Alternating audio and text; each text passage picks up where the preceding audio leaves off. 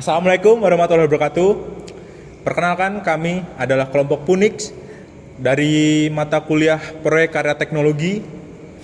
Di sini kami akan memperagakan alat yang kami buat, yaitu dengan judul monitoring, baterai, dan kontrol suhu. Sebelum itu, saya akan memperkenalkan diri terlebih dahulu. Perkenalkan, nama saya Maisara Izadilatwa dengan NIM D400220087. Saya Sarif Hidayat dengan NIM D400-2286.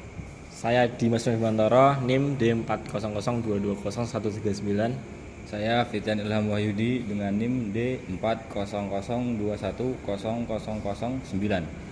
Untuk itu, selanjutnya kita akan memperagakan alat yang kami buat.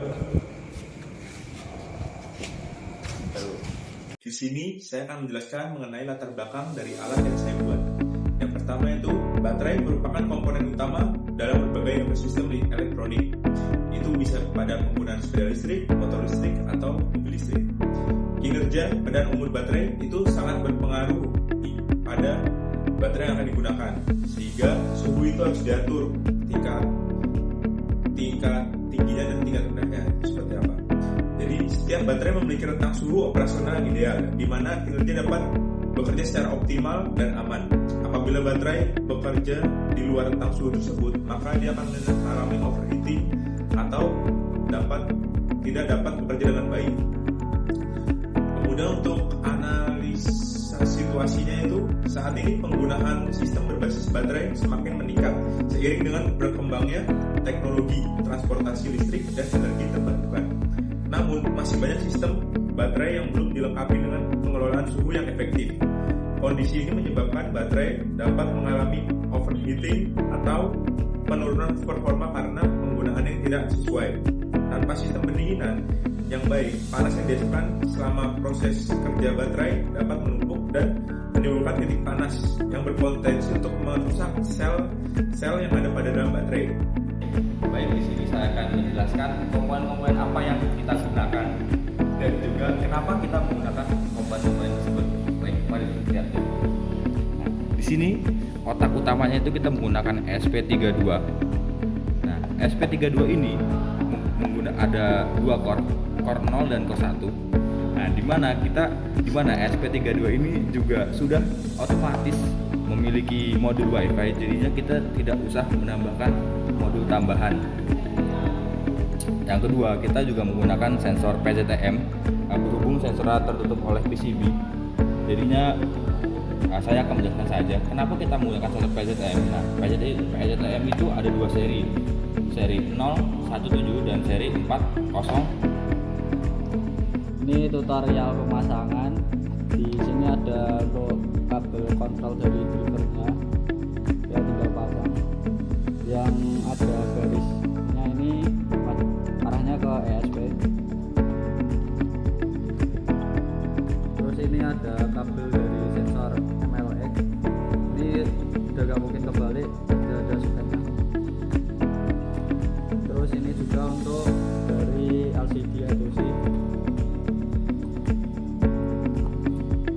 Terus ini untuk kabel dari baterainya. Sama ini untuk kabel charging baterai. Kalau kita tutup, Coba nyalakan, Mas. Oke, jadi di sini saya akan menjelaskan bagaimana cara menggunakan alatnya. Ayo langsung ke alatnya aja.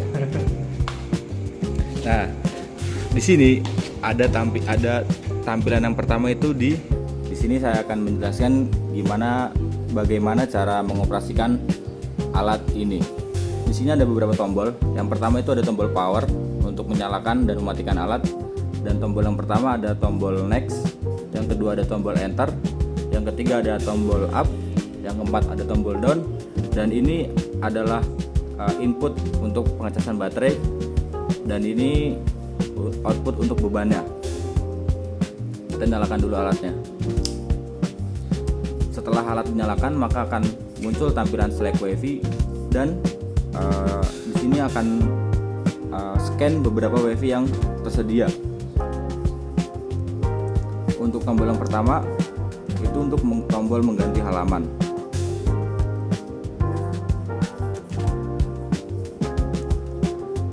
pada halaman WiFi, ketika kita ingin masuk pada WiFi-nya, kita mencet tombol yang kedua.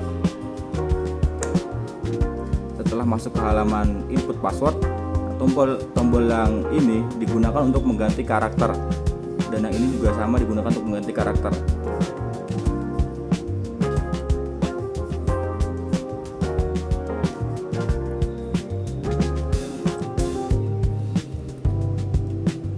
Nah, ketika kita sudah masuki karakter yang pertama, untuk mengganti karakter selanjutnya maka memencet tombol yang di sebelah sini.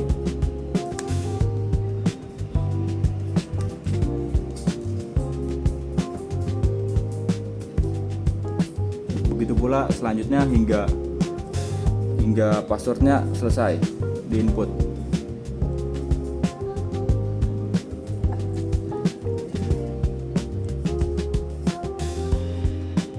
Ketika kita ingin mengkoneksi ke WiFi-nya, kita akan menekan tombol ini lebih dari 3 detik. Setelah itu maka akan muncul tampilan koneksi di WiFi apa dan tunggu sebentar untuk koneksinya.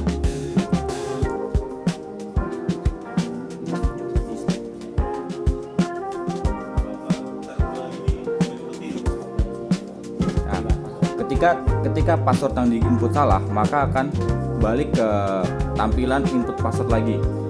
Maka kita harus menginputkan password yang benar.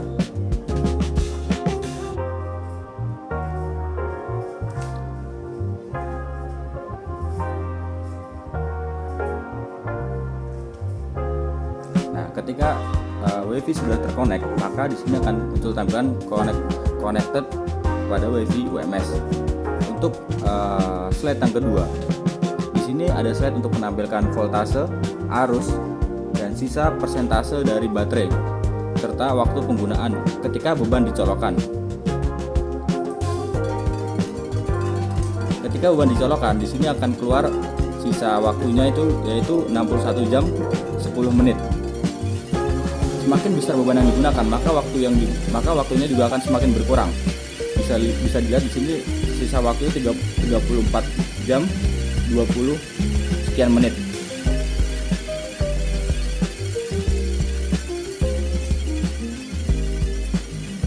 Dan ketika bebannya hilang, maka sisa waktu yang digunakan itu tidak ada, karena tidak ada beban yang digunakan. Untuk slide yang selanjutnya, yaitu ada temperatur pada baterai. Di sini temperatur baterai itu 32, sekian Celcius. Nah, untuk tombol up dan down di sini itu berfungsi untuk mengatur dari nilai overheatnya. Jadi ketika kita atur berapa nilai overheatnya, maka di situ sistem cooling akan menyala. Nah, ketika kita sudah mengatur overheat pada nilai 31 derajat, di sini temperatur 32 derajat, maka kipas yang ada pada bagian sini itu akan menyala. Ketika kita naikkan lagi nilai dari overheatnya, maka kipas otomatis akan mati sendiri. Ketika temperatur kurang dari overheating, maka di sini kipas akan menyala.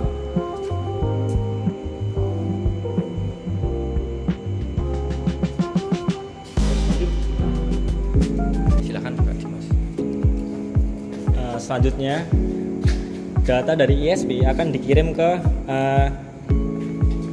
Google Sheet yang ada di sini. Nah, di sini ada data waktu, terus tegangan, arus, temperatur, dan persenan baterai. Nah, di sini juga ada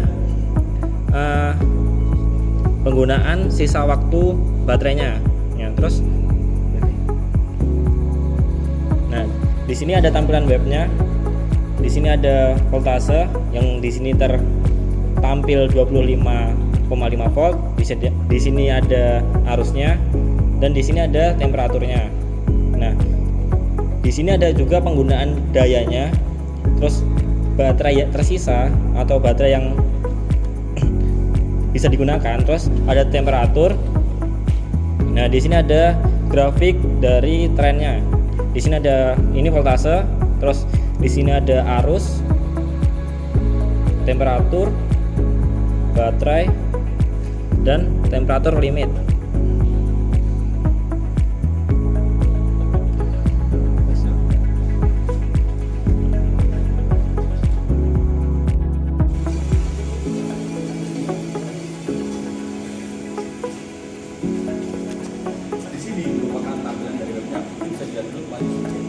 Oke. Nah, di sini ada voltasenya. Penggunaan arus sekarang ini diambil secara real time. Jadi penggunaan arus sekarang itu sekitar 2,3 ampere. Temperatur baterainya itu di angka 32,7 volt. Nah, di sini juga ada Derajat Celcius kocak. ya, derajat Celcius. Penggunaan baterai sekarang sisa 49,5%. Nah, di sini masih bisa digunakan sekitar 16 menit lagi.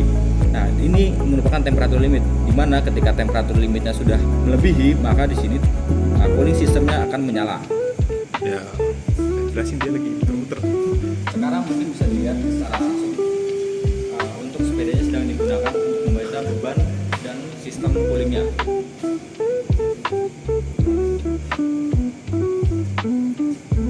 Untuk datanya langsung secara real time ditampilkan di sini, di mana data ini diambil dari Google Sheet.